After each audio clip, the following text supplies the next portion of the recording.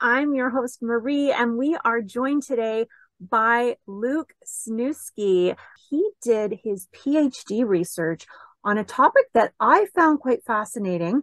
It's mindfulness as a treatment for self-perceived problematic pornography usage. What made you want to study pornography use? PhD research is often called PhD me search. My sort of dissertation, my doctoral research really combined two of the things that I was interested in. Firstly, pornography, because I had my own journey through self-perceived problematic pornography use. Porn addiction doesn't really exist in the literature as a formal diagnosis, but I think the relationship that we have with behaviors, and certainly the relationship that I had with porn, was problematic for me in the way that it was impacting my life. And one of the key interventions or tools that I had used to remove myself, or I suppose move away from the habit, from the consumption, was mindfulness, was meditation, specifically was stillness, right? So stillness is the way that I've conceptualized and the way I describe the process of meditation. So my research allowed me to do two things: go look more deeply into the phenomenon of problematic porn use, but also look more deeply into the practice of meditation, whilst at the same time getting to share that experience with other men. And as we all know, men find it difficult to talk about mental health challenges, and certainly when something like porn is attached to it, which has stigma and shame.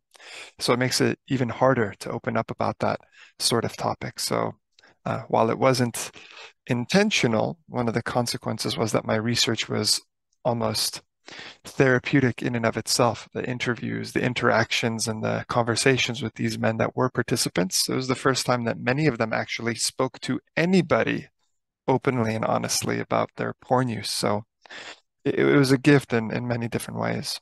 But why do you think people are so closed off and hesitant? Why is there so much stigma when I would be surprised if there's anyone over the age of probably not even appropriate age to be watching it who hasn't viewed pornography? I would say it's probably a multivariable reason for that. And of course, it's going to be individual and contextual based on the person. But I would say a big influence is going to be religion. So when people grow up in religious contexts and pornography is shunned or rejected or being communicated that it is a sin to view, then that's one of the earlier imprints on our nervous system and our psyche that if we engage in this behavior, it's going to make you unlovable in God's eyes. You know, this was one of the reasons that one of the participants actually shared as to why they found had such a problematic relationship with porn that every time they viewed, they almost felt themselves being rejected by God. Another reason might be the lack of comprehensive, rigorous, and authentic sexual education in school. So kids are growing up and it becomes this conversation that no one wants to have and no one wants to talk about. And because everyone's avoiding the conversation and the topic and the education is not there, then all of a sudden there's this unintentional imprint that this is something we don't talk about. We don't talk about our sexuality. We don't talk about our bodies. We don't talk about our sexual organs. We don't talk about sex in general. And I think that leaves a lasting imprint into how we actually communicate about these issues moving forward. The third reason might be those that do sort of discover or gain the insight or reflect, those that do reflect and find that porn is a challenging or problematic behavior in their own life, that for them, they're going to find it difficult to talk about it because there's already shame and guilt attached to that. There's already negative emotions attached to that. So to go into those vulnerable expressions of emotions is going to be an added degree of difficulty. And again, I also do want to add, this is especially so for men. And the modern day, what it means to be a man, masculinity in modern day it comes with its challenges, the common notions of sucking it up and gritting your teeth and getting through it and not showing any emotions and not crying or showing that aspect of our emotional selves. You mentioned religion and just the fact that it's not really talked about a lot in our society, which is kind of ironic because it is so out there all over the place. It's women's bodies, especially, but also men's, but women's bodies are just put out there for everyone to see, sexualized, that women are sexualized at younger and younger than ever before, and yet it's still kind of beneath the surface. We don't talk about it. Why do you think that is? How can it be so out there all the time and yet so not discussed?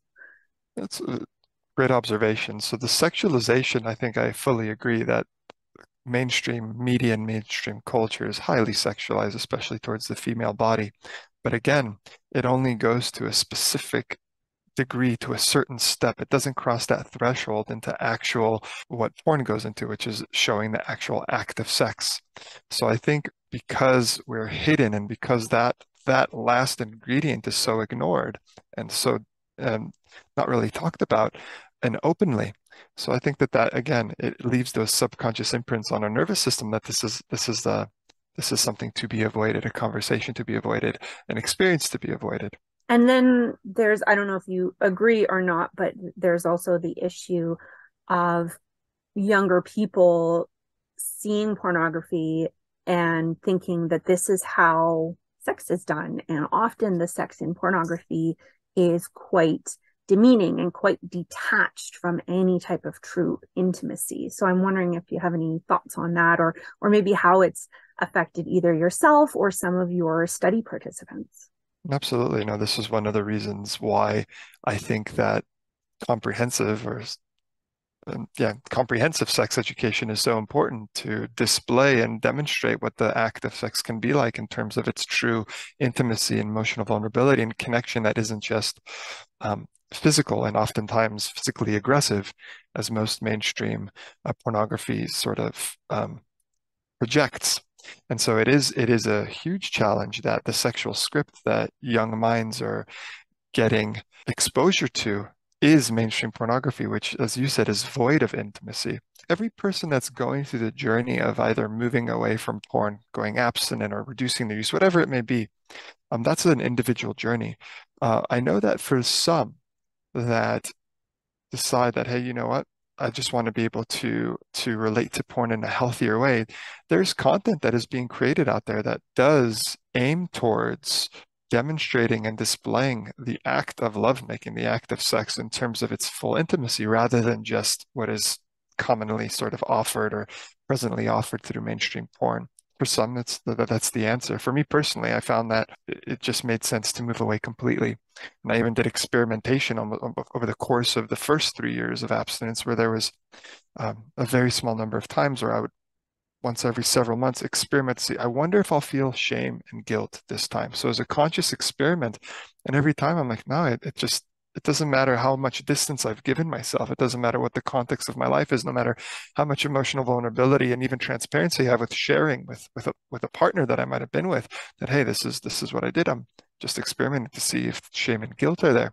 Each time shame and guilt were there. So for me personally, and everyone has their own journey, it made sense that there's nothing for me here. There's nothing for me in this experience. And also this is might be true for many men. When we're disconnected from our bodies and we're disconnected from ourselves, we're not in touch with the subtle emotions, we're not in touch with the subtle sensations that get activated and aroused when we are in intimate connection with a partner. So the only thing that really penetrates through this disconnect is the hyperstimulation and the visual stimulation that porn offers, which is one of the reasons why when people start watching porn, they have to progressively watch more intense porn or something that's new and novel because they have to continue to get that same level of hyperstimulation. Whereas I think when we do the healing work, when we come back to our bodies, when we do heal the trauma and the emotional wounds, things that Gabor Mate's compassionate inquiry approach is so effective at, that all of a sudden we are more connected with all the subtle sensations that it's almost like a full body arousal rather than only essentially being sensitive to or aware of the orgasm, as is the case for some men. I love that you brought it back to compassionate inquiry and getting in touch with our bodies and those sensations and emotions. I'm curious to know how, first of all, how long have you been involved with compassionate inquiry? So I was one of the first students. I would say I think I was in the second cohort rather than the first cohort. So I started a few months after the first group went. So I think that was in early 2019. But as soon as I started CI, it was like the perfect fit because I had been engaged in somatic practices for years, but what I lacked was the vocabulary to really understand what was happening within me during these practices, like Vipassana and longer sittings and longer meditations. And I lacked the understanding both to articulate what was happening within myself, but also how to communicate it to clients and others that I wanted to help so that they can have these similar explorations. So CI gave me the language that bridged the gap between mind and body. So it essentially turned me into the therapist that I am today. And shortly after the glove fit perfectly. CI was very unique in every way, where it was the first modality that I embraced and said, I don't care about the credential. I don't care about the letters. I'm here to learn, solely to learn. And I really honored that, so much so that I never really put my hand up to lead or try to take on a role. I just sat in the back of the session of the room, and I was involved. I did all the extra practices that you could. I was reaching out to people in the Facebook group to get extra practices. I was doing all those things, but I was there to be a student and nothing more. And when the year ended, I was surprised that I was invited to be an intern in one of the upcoming groups. So I interned, and halfway through the internship, the way the universe works, the facilitator said that she couldn't manage her present workload and that she was moving away from this cohort.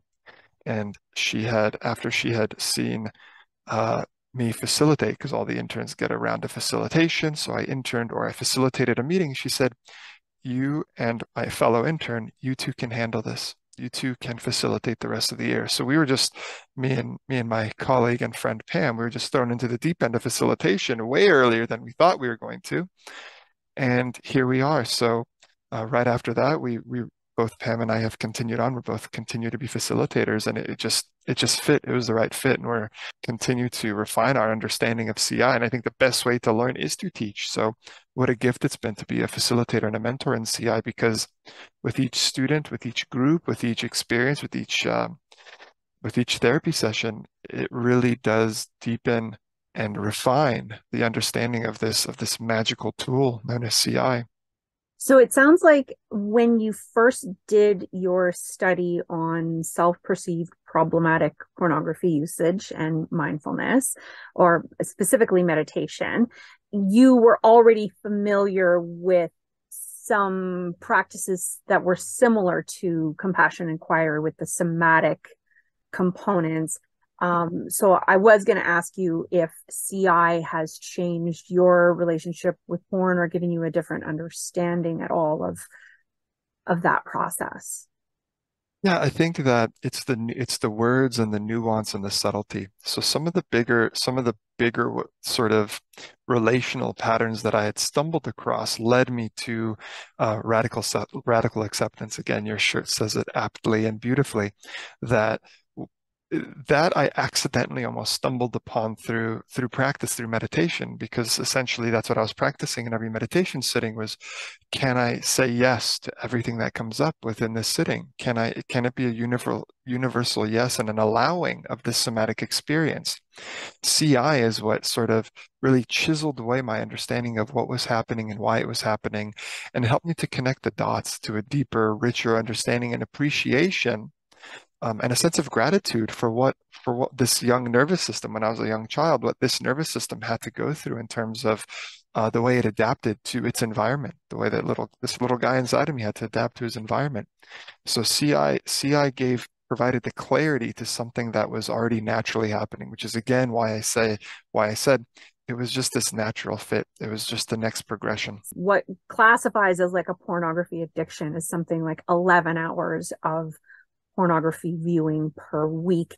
And none of the people in your study even were at that 50% mark. But even the people who are just watching it occasionally found it so problematic because of the shame. And I'm wondering, with you have a PhD in psychology, you're doing compassionate inquiry, you're a somatic therapist. So you must talk with people about a lot of other things other than pornography. But how often is shame a common thread in just whatever kind of crap people are dealing with? It's probably the universal common denominator that keeps the behaviors that we're trying to move away from. It's what keeps them going. It's that in the cycle of change, it's the experience of the shame and the guilt that catalyzes and allows the next cycle to continue. And again, your shirt is the perfect antidote to this shame, is the radical acceptance that when we're able to, and this is again, this is a beautiful example of what CI has really allowed to come to perfect picture perfect clarity, is that when we can appreciate that whatever behavior that we're judging ourselves for, whatever behavior we're moving away from or shaming ourselves about, that behavior has been and originated and continues to be a protector, an adaptation to some other pain that we never learned how to face, process, or integrate.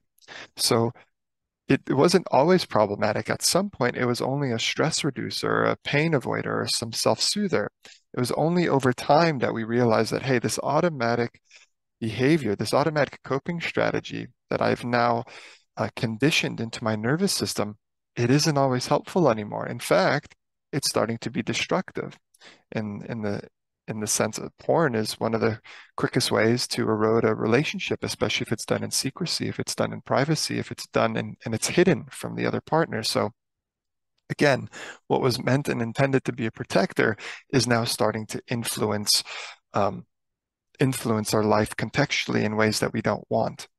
So that's the transition where all of a sudden, and then that's it's natural to say, well, there must be something wrong with this behavior. I need to move away from the behavior. And that's the wrong way to go about it, because then we're going to be shaming and guilting ourselves rather than saying, I wonder what this was once a solution for, and getting curious about that. Because when we discover and go to the experiences and the emotions that we were avoiding, that this behavior, whether it be porn, alcohol, gambling, whatever it may be, that this was once a solution for, the need for that behavior drops altogether. So in my 20s, as an example, in my 20s, I used willpower, quote unquote willpower, to move away from porn, several times, right? So I would last 3, 6, 9 months, but every time there was a point where the stress levels capsized, and then I reached for my self-soother, the trusty self-soother that had always worked. It wasn't until I got really curious about why am I seeking porn in this moment? When I got curious about those contexts, I didn't have to quit porn. It disappeared. It was the easiest thing. There was no effort, because every time I felt an impulse or craving, a temptation to view porn, I would pause and connect to my body. And there was always something there. There was always some tension or spasm or discomfort or something that I could track with my attention and stay with it. And I would ask myself, what am I sad about? What am I angry about? What am I not facing? What am I avoiding? When I asked myself these questions, there was always an answer. And when I stayed with the experience, there was a release, there was a shiver, there were tears, there was a spasm, there was a contortion, there was a pain. And every time when the experience passed, it's as if the craving for porn didn't exist. It just vanished. And so it was the intense curiosity on the precursor to viewing porn, which meant I never had to quit porn. It just, like I said, it just stopped. To me, the intention of the practice is more important than the practice itself. So whatever practice really allows us to feel, then that's the one we go with. If it's journaling, if it's meditation, if it's sauna, if it's yoga, if it's going for a walk, if it's walking into a forest and spending time in nature, whatever allows us to disconnect from the world, the imaginary world of our thoughts, and reconnect with our somatic sense of self, then that's what we go with. In terms of the words, I can offer one, because rather than condemning, shaming, and guilting, gratitude and thankfulness is always the starting point. To notice, again, this is an experiment that the listeners and the viewers can do. The next time we feel some kind of impulse or urge or even potential guilt arising because we're going to shame or guilt or judge ourselves for something, try pausing and saying thank you. And the way Gabor says it, thank you, but I don't need you anymore, right? So that if we can acknowledge, and again, this may not be readily available, because sometimes it does require an inquiry process. So it's easy for you and I to have this discussion. You're familiar with CI. So when we say we can be thankful for a behavior, we get that because we've had that experience. Some people may not. So it does sometimes require um, careful, delicate inquiry to reveal that this part of ourselves that we're shaming and guilting is actually just protecting us.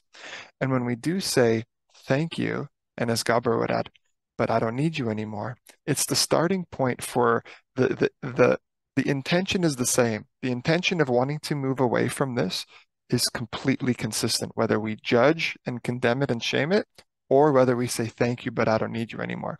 However, how our body responds to those words is going to be vastly different. When we condemn, judge, and shame ourselves, we're going to create tension and constriction and further stress, which is going to make us want to reach for that behavior even more. However, if we say thank you, automatically open and soften. The body will soften when we thank ourselves. And when we say, I don't need you anymore, it's this place of empathy, understanding, and awareness. It embraces that part of us that we're avoiding rather than pushing it away and telling it that it doesn't belong. Can we talk a little bit about Soma-Wise, the book, and also the programs that you offer in case people, they're listening to this and they're struggling with their porn use or anything else, and they don't know, like, what does it really mean to inquiry? How can they get support? Fantastic. What would you like to know? We can talk about Somawise. Where would you like to start with that?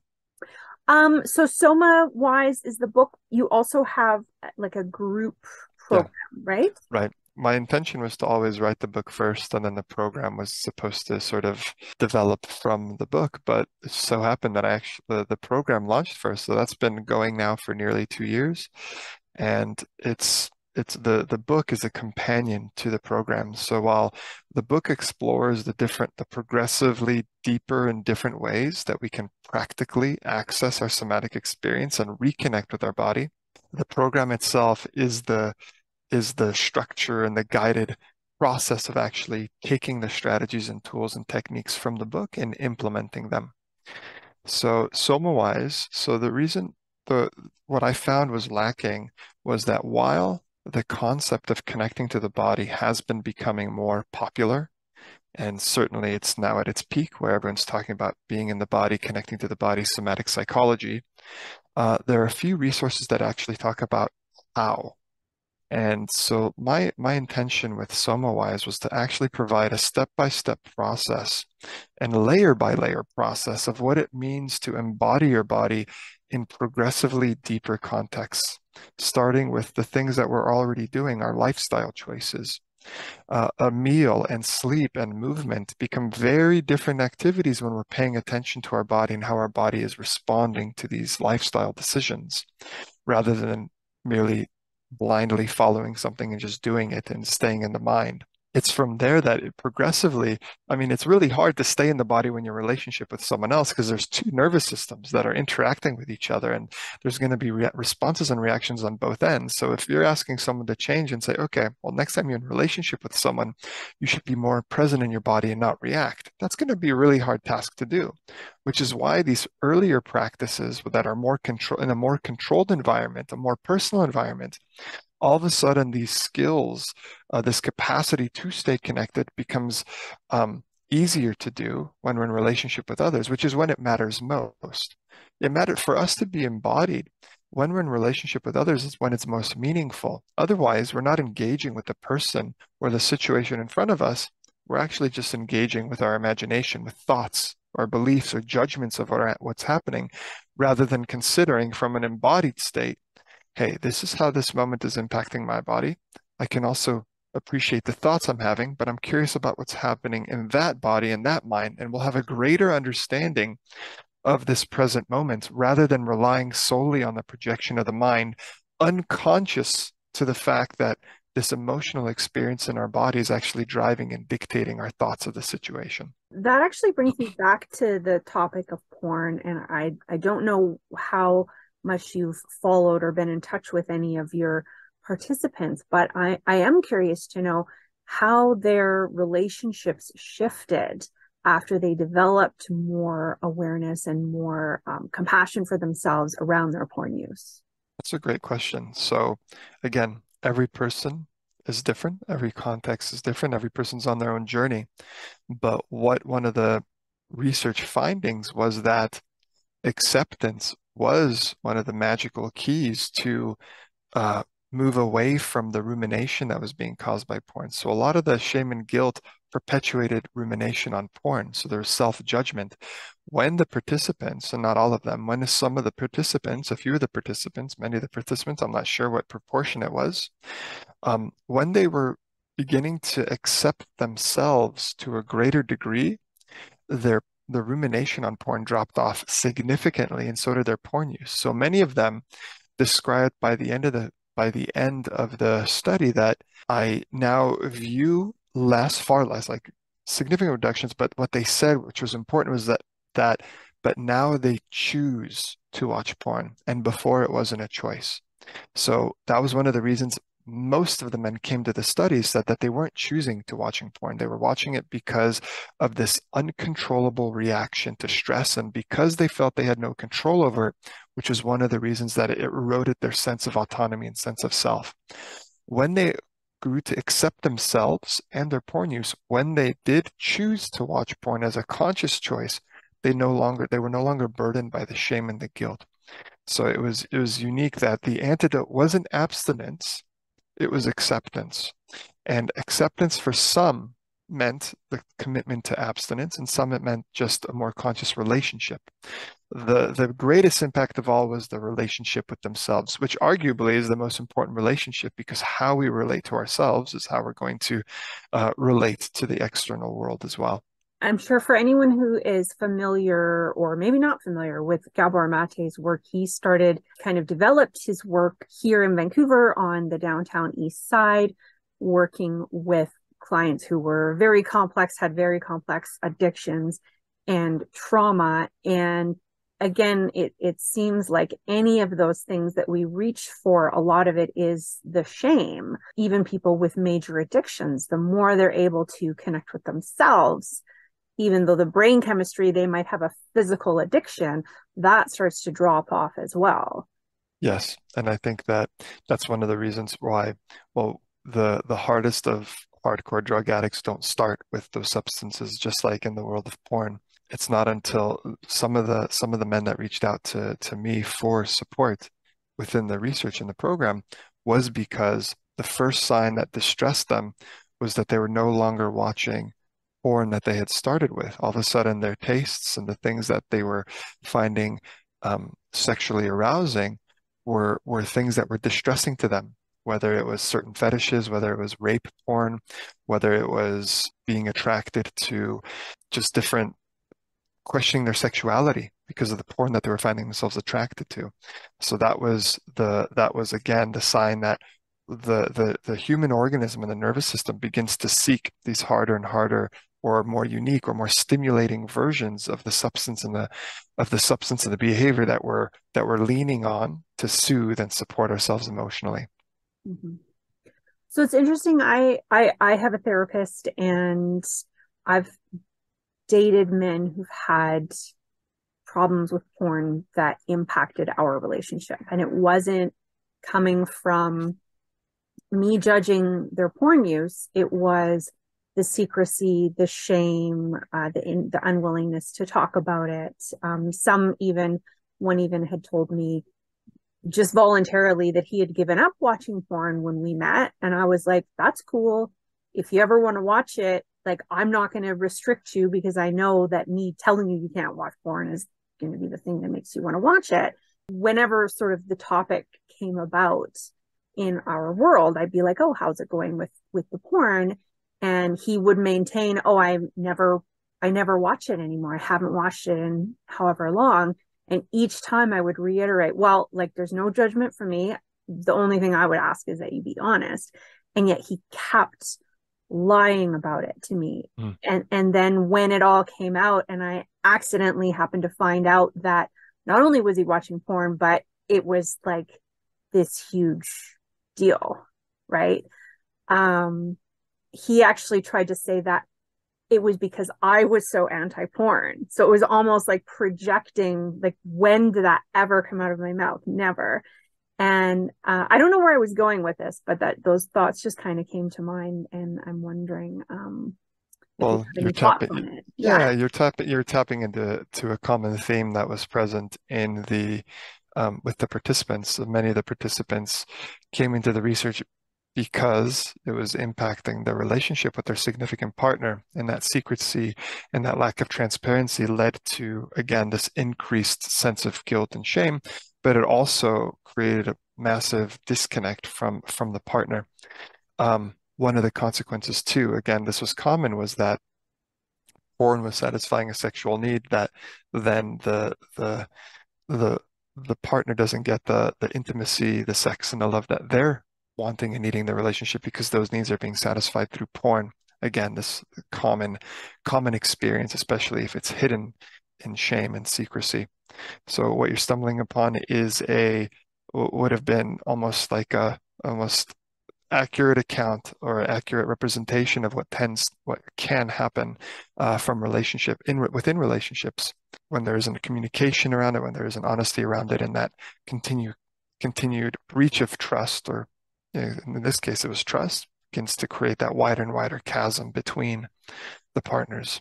Thank you. And I believe reading in your study, there were some participants who did feel judgment from their partner and were shamed by their Yeah. partner.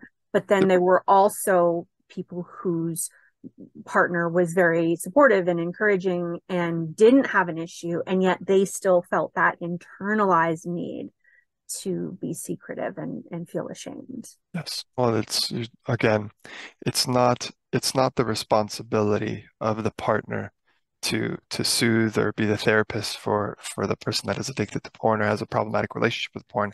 However, it doesn't understate or it doesn't diminish the unique role that this person does have in the process of healing. So I would say that couples therapy is important when porn is an issue because the porn use isn't just impacting, in this case, the man, it's also impacting the female in terms of the beliefs that are triggered, in terms of the trauma that's triggered, in terms of the confusion that's triggered. That also needs to be reconciled and it needs to be held with respect and acknowledgement and validation because that nervous system plays a key role in how the other person moves through this experience of problematic porn use. A vital role. I guess I've had experiences where I've been in relationships where it's secret, and I've also had the experience of being in a relationship where it's fully transparent and accepting. And I can say without a doubt that when there's full transparency, within my experience, without a doubt, I can say that, not for everyone, with full transparency and communication, when I'm able to express the challenges that I'm sort of mentally wrestling, then the need to hide or the need to go and soothe myself through this behavior just disappears, it dissolves. And so I learned that expression and transparency was the pathway out of this rather than internalizing and trying to shame and guilt myself. However, I'm also fortunate that two of the nervous systems, like two of the major relationships that have been in my life during this process of being fully away from porn, there were two nervous systems that completely were okay and accepting of that. And without that acceptance and holding and acknowledgement and willingness to not take it personally, because that is the hardest part for the partner of the porn addict to accept that this isn't something personal. And yet it's hard. It's easy to say it, but it's hard to really accept that. So this is why, again, therapeutic support for both partners is so important. And again, back to my story, I was lucky that I found had stumbled across two nervous systems that were okay with my expression, which made it easier to be fully abstinent because anytime there was a need and I would just express, hey, this is what's happening for me right now. And they would just say, yeah, okay, thanks for sharing. I really appreciate you being honest. And then all of a sudden, woof, like all of a sudden the shame is gone. I'm being accepted and there's no need to go watch porn. This is just my observation, and I'm curious to know your thoughts on it. But I I feel like I've observed that it's almost the secrecy itself that's part of like the juice that makes it so good about the porn or whatever the addiction is. Yeah, and it's because it's stuck in the mind and we're ruminating it. But as soon as we express it, we allow ourselves to feel the full extent of this experience. And for the most part, once we express, this is also the case with much of the pain that we're avoiding in our life. We're so fearful because we think it's going to be so bad, so we don't go there.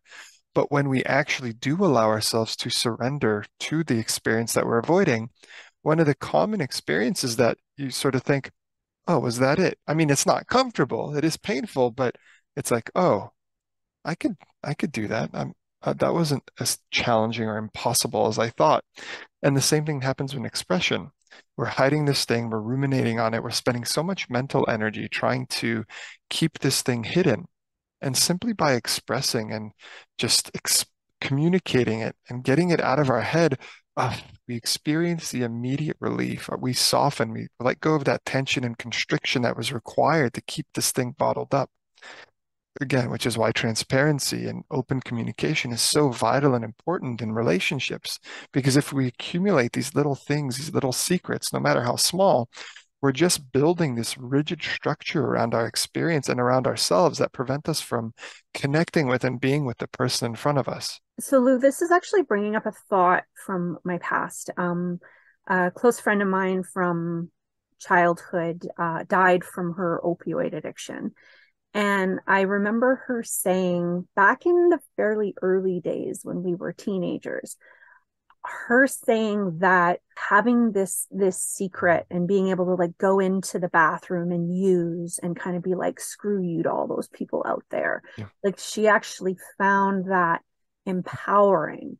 And I imagine there's a certain aspect of that when it comes to the secrecy associated with porn. And so what do you think it takes for a person to be willing to let go Mm. of that?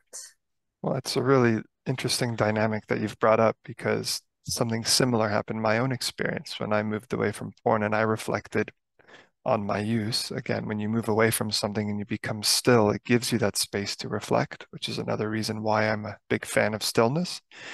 But for me, what I discovered was that indeed that it was my secret little fuck you to the world. And it wasn't a fuck you to the world. It was specific to the relationship I was in because I didn't know how to communicate and how to be emotionally vulnerable and how to be transparent and how to assertively express my needs and how to demonstrate and put in place a boundary because I didn't have those skills, then me watching porn was my passive aggressive rebellion and fuck you. Well, I'll go show you. I'll punish you in this way, of course. Then it just eroded my own sense of self and it eroded their relationship. So whenever there was, I went through these cyclical patterns. I write about it in my book. One of the things about my book is it isn't just studies. It's my own healing journey because I think that through stories we make healing more relatable and we make it possible for people to see how others journey through this. And for me, witnessing the cycle of, you know, beginning of a relationship, being abstinent from porn, 6 months into it, all of a sudden the honeymoon period is over, the fireworks are fizzling out, and now you have to be a real person. And I didn't have the skill set to be a real person in a relationship. I didn't know how to express it. I didn't know what an emotion was. I didn't know how to communicate. I didn't know how to be vulnerable. I didn't know who I was. I didn't understand myself. So how was I supposed to um, express myself in relationships? So then porn became my crutch for whenever I felt attacked and I didn't know how to respond, and or a boundary was crossed and I didn't know how to respond, or I had a need unmet and I didn't know how to express it. So then porn became my outlet. So yes, I can relate to that. Um, and the antidote was, and for me, maybe, I took I tend to dive into the deep end. So I just like, cool, I'm going to do this. I'm going to do it fully and see what happens. And for me, the antidote was absolute just authenticity, expression, and transparency. So much so that first dates were never the same. They were the coolest experience to just be fully myself and transparent. And then knowing within a few minutes, hey, this person doesn't resonate, we don't resonate. And that's a good thing to know at the beginning, rather than trying to people please, rather than trying to do this act, rather than trying to do these things. In fact, I never liked and I hate the word dating because it implies this performance or this act or this like this way of doing things. And for me, that was the antithesis of who I wanted to be and how I wanted to be in the world moving forward, which was this is me. These are my needs. This is who I am. This is who I'm not, and this is what I'm willing to accept or not accept. And when things, I remember being able to, for the first time in my life, have something happen to me. And, usually we let those things slide on a first date or something that offends us or something that happens. And I remember it clearly that on a first date, someone was late 40 minutes, and that really irritated me. And in the past, I'd been, oh, cool, let's just go, But instead, I said, hey, and I expressed like the value of sort of how that had impacted me, what I took it to me, and it was like the first time I'd expressed it.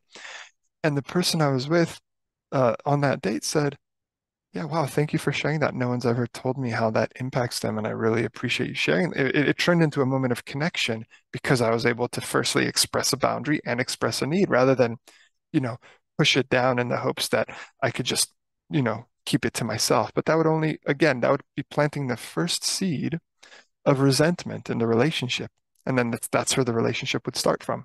Thank you so much for sharing that. I think that's going to be valuable for a lot of people. And because I know in my own personal life, like I don't get it perfect all the time, but I do find that I'm much more able to articulate and I don't swallow those things. And I find that it's hard to meet people who are willing to be authentic and to speak up. And the thing is that if that woman had been like, well, that's so rude of you to say la la la la la. Well, yeah, I mean, it might have ruined the date, but great. You never have Yes, to see this person again. That's yes, no. fantastic. In fact, it is great. If she had had that reaction, great. And because she was open and welcoming to it, great as well. I mean, both are great because we discover the truth of what's actually happening here. Because at that point in my life, I'd realized I want to meet someone that is transparent, open, communicative, vulnerable, and emotionally aware. How could I seek those things if I wasn't going to embody and practice them myself and lead the way in those ways and with those skills and qualities? So, yeah. Obviously it's wonderful that she responded so well. It's just that if someone, our fear often is, well, what if they don't respond well? Well, then you have more information. And Yes. if you're able to share, hey, this really bothered me, and then you see that she actually was appreciative of you sharing, like you said, that's actually, now you're experiencing true intimacy rather than you holding it in for 2 years and then finally saying, you know what, I hate that you're always 40 minutes late. And she's had no idea for all this time. Now you're ending the relationship. Yes, absolutely right. And I like the way you described it. It's more information. You get to see how this person responds to a need being met. You see how they respond to stress. You see how the two of you navigate the situation together. So much information emerges when we are triggered, which is it might be a subconscious or maybe conscious guilty pleasure, but I think I'm known amongst my peer group and my friends that I'm the person that goes in and triggers, and I maybe it is unconscious, maybe it's intentional, but I do like to see how people respond, and I get to see their authenticity come out in a way. Like, let's see what's actually happening here. Let's be real and see how we can navigate this real situation rather than through niceties and those sorts of things. Well, I mean, there's people who don't really see the real side of their partner until, a year into marriage and they're living together and have kids on the way. And now you've got to blow up your entire life when Yes. all along, if you'd just been authentic, Yeah. you would have either been able to work through it and build something real, or you would have realized you're not a match and gone your separate ways. Yeah. And that requires a lot of courage and vulnerability and a lot of work to be able to do that. And I can appreciate that because I had the same thought and the same intention. If I'm if I don't want to keep cycling through the same pattern anymore. I want to do it right. So the only way I'm going to be able to do that is if I'm real from step one. So, Luke, was there anywhere? I mean, it's easy to just say, well, just be yourself, be real. But was there any source of where you learned how to do that? Well, it's, when again, it's a combination of all of the teachings and learnings and teachers, and it's the perfect storm of the right the practices that you choose, but also a sprinkle of faith, right? We don't sometimes get to choose when these things sort of transpire and happen. However, for me, one of the things that I became aware of that was happening within relationship was my people pleasing, right? So without boundaries or the ability to assert myself, then then my default was people pleasing. And with people pleasing, the practice that I took on, and I had to turn it into a game. I literally had to sort of say, "Ooh, I wonder if I can do it." I had to like playfully engage in this game and notice the opportunities when someone in front of me held an opinion of me that I didn't agree with, that was negative of me, that I wanted to change, and to practice sitting with it and saying, I will not change their mind about what they think of me unless they ask me. Otherwise, I will let them keep their opinion of me, and I will not try to please them or try to shift their opinion of me in order to soothe myself. And that was hard. But after doing it a few times, just a small number of times, like after 3 times, and I'm not exaggerating, it's just the first 3 times that are really hard. But once you give yourself the experience of passing through that if I want to be authentically myself, I need to allow the other person to be authentically themselves. And if in this moment they authentically need to believe this about me, let's leave that there. It is exactly as it's meant to be. And to practice that settling and to practice that acceptance was hugely transformative because all of a sudden I could be okay in a space where I'm not trying to entertain and please and perform in everyone. I just be okay in my own skin and being comfortable with that.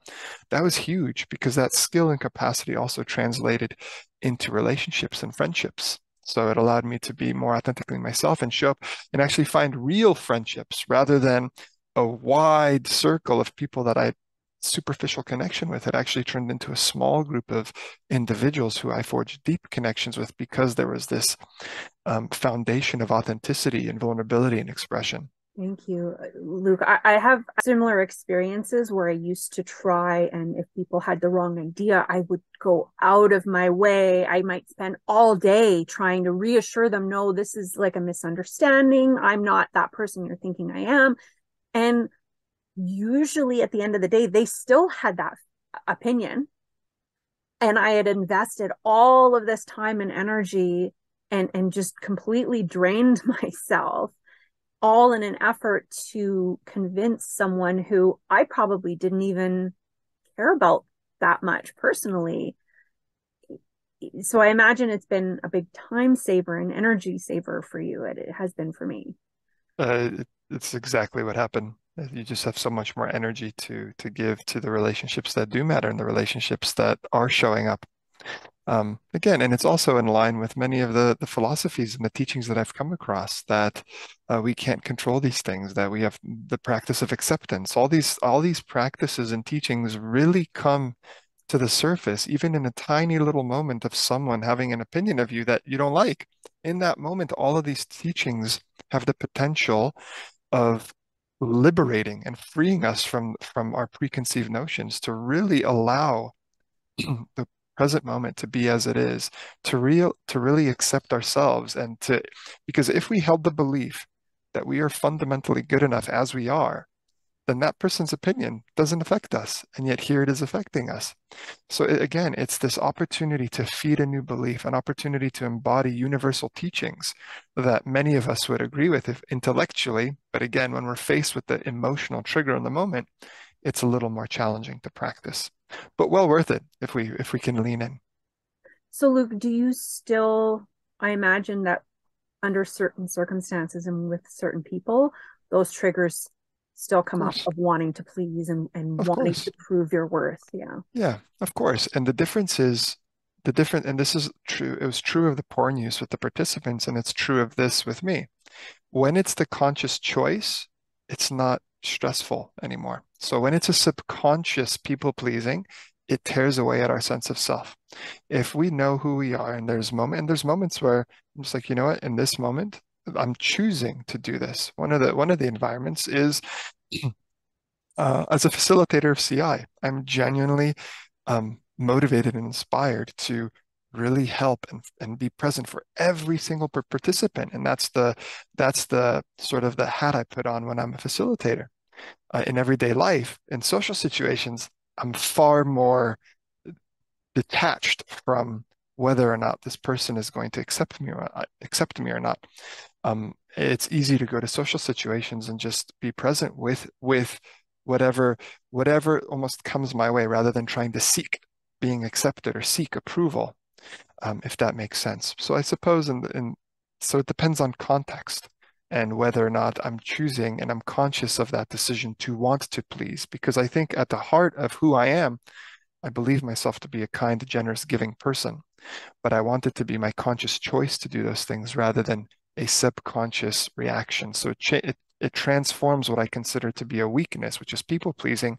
And now I can almost say, well, I am a people pleaser, but I do it consciously when I choose to, and I enjoy it because I enjoy giving and serving others. Thank you. I That actually brought up some realization for me. Thank you, because yeah, I find that I almost have this compulsion to do like the right thing or to help.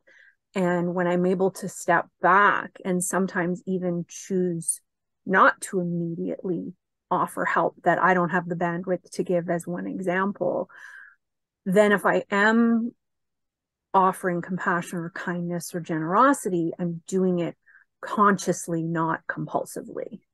Yes, and there's a difference, and I think that makes all the difference, to do it consciously and compassionately rather than unconsciously, impulsively, compulsively. Yeah. And that brings it back to the same thing with the porn. When you consciously choose to watch porn, or when your participants had the what they got out of it, and the side effects were not, yeah, it was a much more positive experience when it was conscious rather than compulsive, and they couldn't control it. Exactly right. Thank you. So I want to bring it back to the nervous systems. I just feel like some people might question, when you were being more authentic and about porn usage, you found nervous systems that were able to support you through that. So what did you mean when you said that? I meant that a human being whose reaction didn't overtake their response to what it was was being shared. So a nervous, every one of us has our own unique conditioning based on our life experiences through childhood, through media, through religion, through parents, through peers, through early relationships, even through adult relationships that really shapes who we are and it really forges, and even through the interactions we have through movement and food and sleep.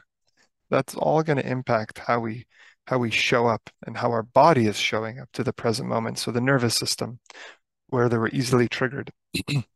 And the nervous systems, when I refer to that, to the nervous system that I came into contact with, that I was fortunate enough to come into contact with, maybe there was a trigger, maybe there was a discomfort to hear of what was being spoken, but then the capacity to take responsibility for that experience, that this is my nervous system that's having the response, and to not take it personally and be present with me as I expressed in the same way that, of course, I intend to do for others. I think that the greatest gift we do give another nervous system is simply presence, and to not allow our nervous system experience to leak into the space without sort of unintentionally or in a form of projection or in the form of judgment. So to me, it's when I say nervous system, I'm referring to a collection of reactions and conditioning that this human body has accumulated over their lifetime as a result of their lived experience. So I'm going to be interviewing another psychologist, Dr. Stan Tatkin, in a few weeks, and he talks about co-regulating nervous systems, where in a couple, yes, we're responsible for our nervous system, and we also take some responsibility for supporting our partner in regulating their nervous system. So we do it together. Do you have any thoughts on that? Yes. Well, it's again, um, every relationship and context within a relationship is different. So to say that it should be one way might be a mistake, because certain relationships work and it may not work. When we hear how it works for them, we may be in complete disagreement, you and I, based on what they believe works for their relationship. But one interpretation is that yes, we are responsible to a certain degree, or to a certain degree of holding the other's nervous system. This is why couples therapy is so powerful, because then you have the couple going into a space with with a therapist who, professionally trained and hopefully has done the work for themselves, can help co-regulate this joint nervous system in front of them, because they themselves are a calm presence.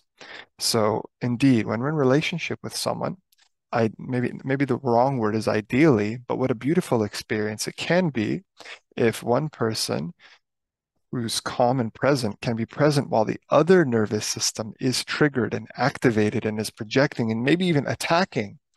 If the second nervous system can be calm and still and be present, that will immediately begin softening the experience of the other nervous system. If we react, then all of a sudden we have escalation in an argument and we've got the back and forth of defensiveness and so on. However, we can contribute to co-regulation if we stay embodied in ourselves. And again, this is where the practices that we talked about very early in this session, whether it's journaling, nature, yoga, breathwork, meditation, massage, cold exposure, whatever it is, whatever allows us to get comfortable and cultivating the capacity of soothing our nervous system, that is uniquely beneficial and powerful when we bring that gift into relationship with others. When they're able to come to us in a distressed state, they're shaking, here's this nervous system shaking, you just come as this calm presence, and immediately both nervous systems begin to soften and align because we are being calm and still within ourselves. So yes, I agree that co-regulation is a beautiful ideal that is possible for relationships. But again, I can't say that it's this universal goal that every relationship should have because, again, every relationship and every person is on their own path, and the motivations, inspirations, and reason for being in that relationships are different from person to person. So this, I don't want to use it as a point of judgment or anything along those lines, if that makes sense. No, that's fair enough. Thank you. I appreciate that. Thanks, Luke. So I'm just wondering, so Soma Wise, Get Out of Your Head and Into Your Body is the name of the book. And your website is lukesniewski.com. And I will post the link to that in the description of this video. I'm just wondering, for the last few minutes of the show, what do you think is important that viewers take home with them? Um, to me, I think we're going to go back to the beginning of the interview and the interview that we've had today, and to get out of the head and get into the body. And I think whatever practices that we can lean on, that we can have access to, in fact, the more the merrier. I know that personally, I have a plethora of practices that I can lean on that allow me to come back to myself, whether that's exercise, swimming, dancing, cold exposure, sauna. Um, it's I want to make sure that I have a lot of options, because if I only have one option, I might get into the same challenge and problem and struggle that I had with porn. So that was the diversity of methods and portals back to the body. So I guess we can call each one of these practices a portal. Any portal or practice that allows you to come out of the head and into the body, um, continue to lean on and cultivate that connection with self. Oh, thank you so much for your time, Luke. It's been such a pleasure speaking with you. And I really appreciate you being so open about your own journey and experience with porn use, because not a lot of people are talking about it in such a compassionate and authentic way. So thank you so much. Thank you. I think we've got to lead by example if we want the world to be more vulnerable and open. Absolutely.